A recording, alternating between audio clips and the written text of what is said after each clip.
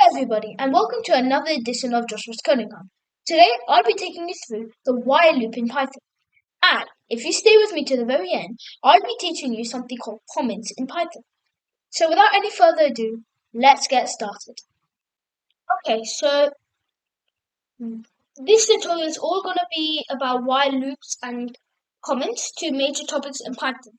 But before I go into while loops and comments, I would just like to talk briefly about what we were learning in the last class, data types. Remember, there are lines of code are sorted into data types in Python. The data types we learned in last class were strings, booleans, and integers and floats. Strings is basically anything inside the double quotation, which can be interpreted as anything inside the double quotation, converting it into the language we speak. Integers are numbers, floats are decimal numbers, and booleans are true or false values, are the actual values true and false. So those are the data types. So today we're going to be integrating the data types inside while loops. So let's get started with while loops. So let's go to where we stored our Joshua Python file.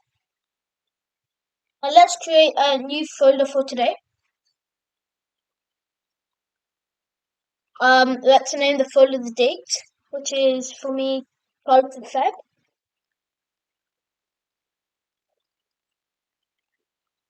Okay, let's create a file called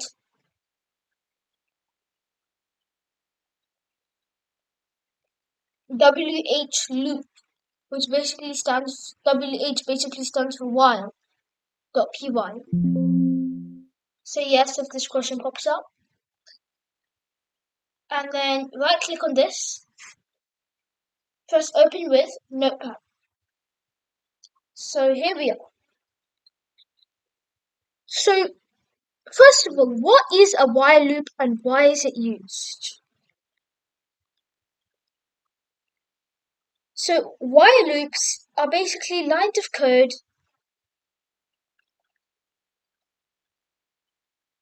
that whenever you want something to happen while something else is happening. Let me explain in greater detail. Let's say you want the 5 times table to be printed. There are many ways you can do this, but while is commonly used for this. While one variable is equal to another variable, print this. While can be used in many situations, and it's a basis of when we will learn a new loop called the for loop in future classes. So now that you know what while is and how is it used, let me show you an example of while.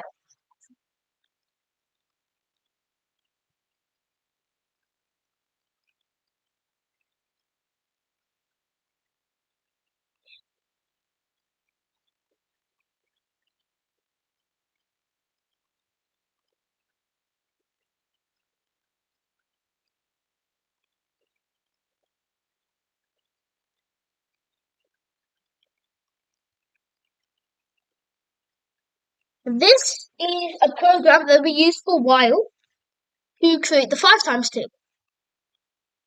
So while I, which is the value of 0, is less than or equal to 5. So 0 is less than or equal to 5. Is that true? Yes. So while this is less than or equal to 5, okay, that is less than or equal to 5, print whatever I is, so I is 0, times by 5. So 5 would become 0. Then we remember that I is 0, and we add the value of I one more place ahead. So 0 plus 1 is 1. While 1 is less than or equal to 5, print 1 times by 5. Then value of I is 1. You add 1 to 1, which is 2. Is 2 less than or equal to 5? Yes. 2 times 5 is 10. So that would keep on going for as long as 5. It will say, let's see what this output gives us. So let's go to command prompt. Run prompt. Type in cd. Copy the address in your file.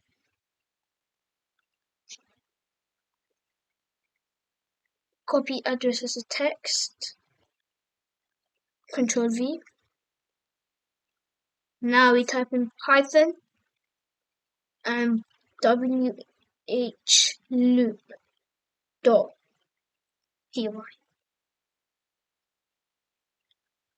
Okay.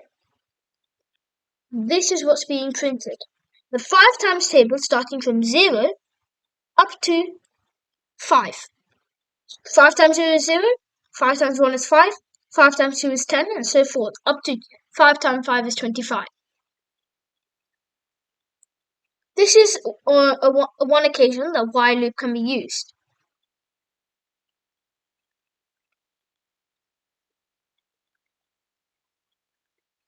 Now, to improve this code, we're going to make it a bit more user-friendly. First of all, normally when you look at times tables, they don't normally start with 0 times whatever. They normally start with 1 times. So if I change the value of I from 0 to 1, it will start 1 times 5 equals 5. Now, we need to make our program look good to the eyes. So normally when you see this, it won't make much sense. And when you see it on command prompt, you won't know what we're talking about unless you look at the numbers carefully. But we can do this in one class. This is when we integrate strings and integers. I remember in last class I was teaching you about how to do the strings and integers in the same string. So I times 5, put a comma here, which separates the integer from the string. And then you put double quotations, 5 times, stop, now a comma, I,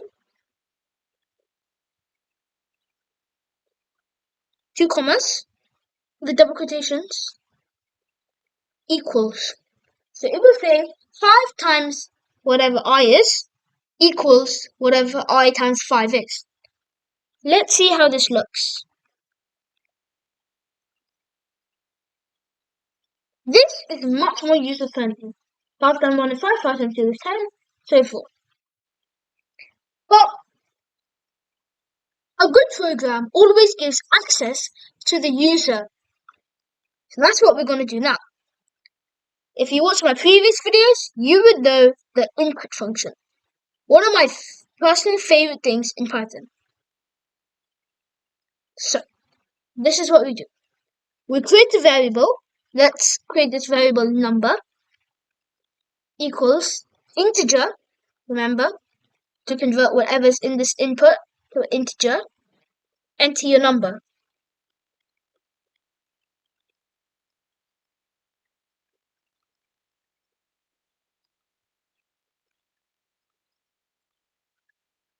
Number equals input, enter your number. Now, this number would basically be replacing the 5. So whatever the times table is. So instead of this, you can put number. So you can put, instead of the 5 here, you can put the number. Now let's see what happens. Oh, yes, I forgot to put another double quotation here. Remember, you need to do that because you need to close both statements. Okay. Enter your number. Let's say I want a times table by 7. Now, that still does not make much sense because I'm pretty sure 5 times 3 does not equal 21. So, in this case, this is what you have to do. You need to do the number. again here. Then, now let's see how this works. 7. Exactly, that's more like it. But what if the user wanted to print the times tables more than just up to 5? Well, a good programmer will give them the freedom to do just that. So let's give another input. Number 2, let's say. Remember, your variables must always be descriptive.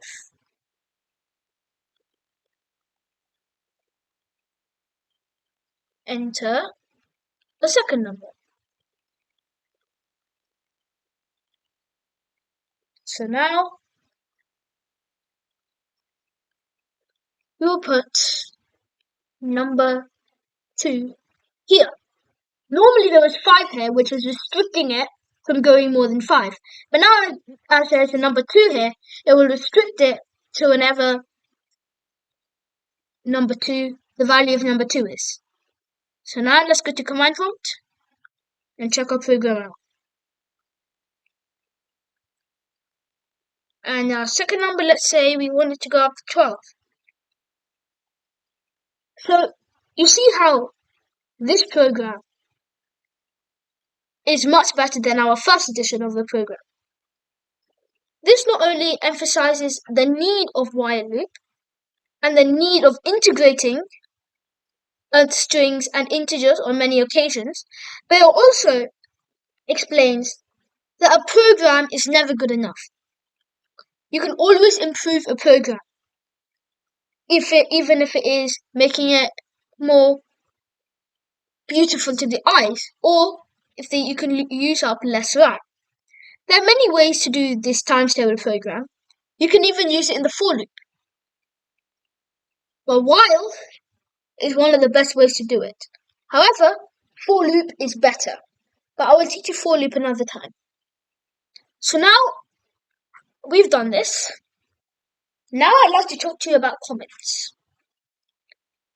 Comments are very interesting in Python, and they're basically what helps explain your code. If you choose to do Python professionally in the future, comments are going to be needed. So the way to do a comment is basically do a hash. Comment, whenever Python interpreter sees a comment, it misses out that value. It misses out whatever's written after the hash. So you can write that after your comment, and your program will still much run. But if you didn't put your comment here, I think we'd all know what would happen. Invalid syntax. That's why comments are useful, but not to be ridiculous, but to explain what that code is. So for this comment, we could write what this line of code is doing. Taking an input for a first number to be multiplied. Then we can do a comment for this line. Taking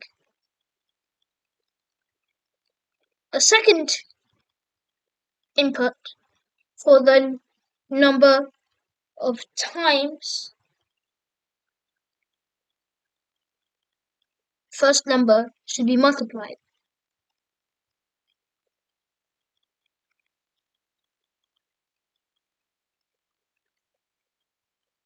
Setting a value. Setting a value to the variable I.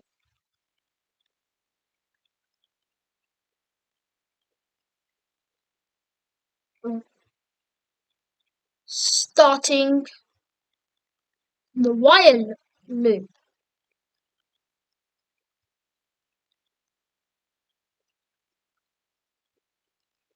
times table output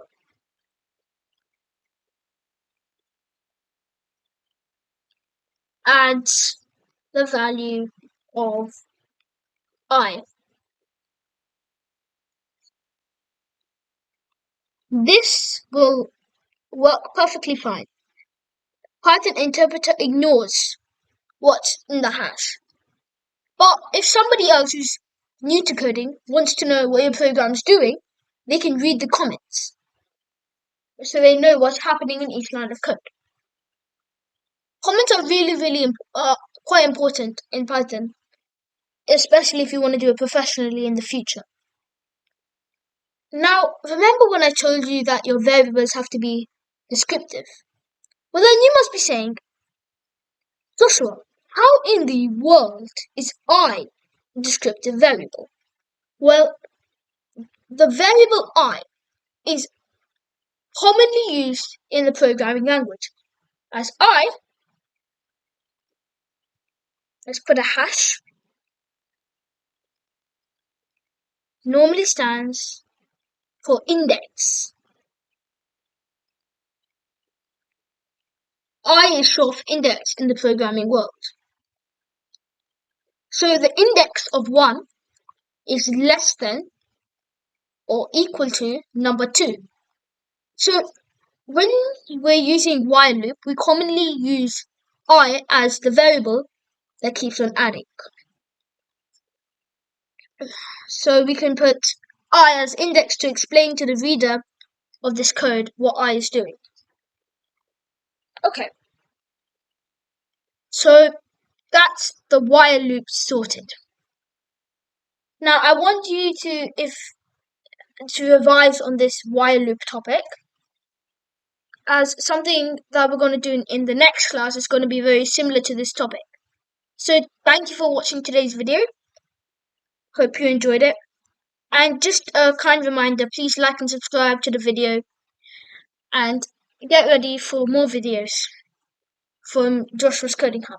Thank you for listening.